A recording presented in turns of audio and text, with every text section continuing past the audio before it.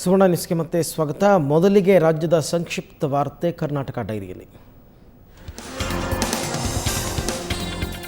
ಯಾದಗಿರಿ ಜಿಲ್ಲೆ ಸುರಪುರ ತಾಲೂಕಿನ ದೇವರಗೋನಾಳ ಗ್ರಾಮದಲ್ಲಿ 8 ವರ್ಷದ ಬಾಲಕಿ ಮೇಲೆ ಅತ್ಯಾಚಾರ. ಫೆಬ್ರವರಿ 26ರಂದು ಅತ್ಯಾಚಾರ ನಡೆದಿದ್ದರೂ ತಡವಾಗಿ ಬೆಳಕಿಗೆ ಬಂದ ಪ್ರಕರಣ. ಸುರಪುರ ಠಾಣೆಯಲ್ಲಿ ದೂರು ದಾಖಲು. ಆರೋಪಿ ಭರತ್ ಪಾಟೀಲ್ಗಾಗಿ ವ್ಯಾಪಕ ಶೋಧ.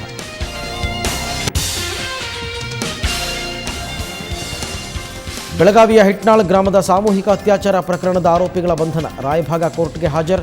ಕಾಮುಕರನ್ನ 14 ದಿನಗಳ ನ್ಯಾಯಾಂಗ ಬಂಧನಕ್ಕೆ ಒಪ್ಪಿಸಿ ಕೋರ್ಟ್ ಆದೇಶ. ತುಮಕೂರು ಜಿಲ್ಲೆಯ ಕೋಡಿಹಳ್ಳಿಯಲ್ಲಿ ತೀವ್ರಗೊಂಡ ಕುಡಿಯುವ ನೀರಿನ ಸಮಸ್ಯೆ. ಗ್ರಾಮಸ್ಥರಿಂದ ಲೋಕೋಪಯೋಗಿ ಇಲಾಖೆಗೆ ಮುತ್ತಿಗೆ ಹಾಕಿ ಪ್ರತಿಭಟನೆ. ರಾಮನಗರ ಮಿನಿ ವಿಧಾನಸೌಧ ಕಟ್ಟಡದಿಂದ ಹಾರಿ ರೈತ ಆತ್ಮಹತ್ಯೆ. ಜಮೀನು ಸರ್ವೆಗಾಗಿ ಅಲೆದಾಡಿ ಬೇಸತ್ತು ಸಾವಿಗೆ ಶರಣಾದ ಮಾಗಡಿ ನಿವಾಸಿ ಗಂಗಯ್ಯ. ಕಂದಾಯ ಇಲಾಖೆ ಹಾಗೂ ಸರ್ವೆ ಇಲಾಖೆ ವಿರುದ್ಧ ಜಿಲ್ಲಾಸ್ಪತ್ರೆ ಎದುರು ರೈತ ಸಂಘದ ಪ್ರತಿಭಟನೆ. ಕೊಪ್ಪಳ ಜಿಲ್ಲೆ ಕುಷ್ಟಗಿಯಲ್ಲಿ ಗಾಳಿಯ ರಭಸಕ್ಕೆ ಹಾರಿ ಹೋದ ಪೆಂಡಾಲ್. ಜೆಡಿಎಸ್ ಕಾರ್ಯಕ್ರಮದಲ್ಲಿ ನಡೆದ ಅವಾಂತರ.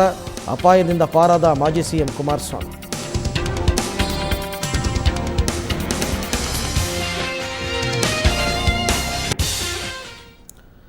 ಇನ್ನು ಸಿನಿಮಾ ಸುದ್ದಿ. ಇವತ್ತು ಬಹುನಿರೀಕ್ಷಿತ ದುನಿಯಾ ವಿಜಯ್ ಅಭಿನಯದ ರಜನಿಕಾಂತ ರಿಲೀಸ್ ಆಗಿದೆ.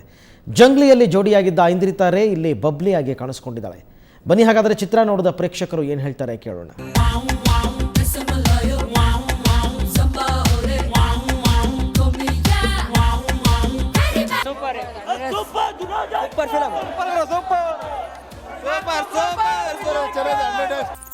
ಬ್ರದರ್ಸ್ ಅಂದ್ರೆ ಹಂಗಿರ್ಬೇಕು. Super film. ಸೂಪರ್ ಆಗಿದೆ. ಚೆನ್ನಾಗಿದೆ ಫಿಲ್ಮ್. ಚೆನ್ನಾಗಿದೆ. ಅಣ್ಣ ತಮ್ಮ ಸ್ಟೋರಿ ಸಕ್ಕತ್ತಾಗಿದೆ. ಡೈಲಾಗ್ ದುನಿಯಾ ಚೆನ್ನಾಗಿದೆ ಸರ್. ಡಬಲ್ ಆಕ್ಟಿಂಗ್ ಸಕ್ಕತ್ತಾಗಿ ಮಾಡಿದ್ದಾರೆ ಸರ್. ಸೂಪರ್ ಆಗಿದೆ.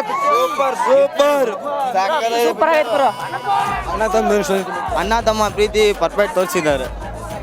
ಸೂಪರ್ ಹಿಟ್ ಚೆನ್ನಾಗೈತೆ.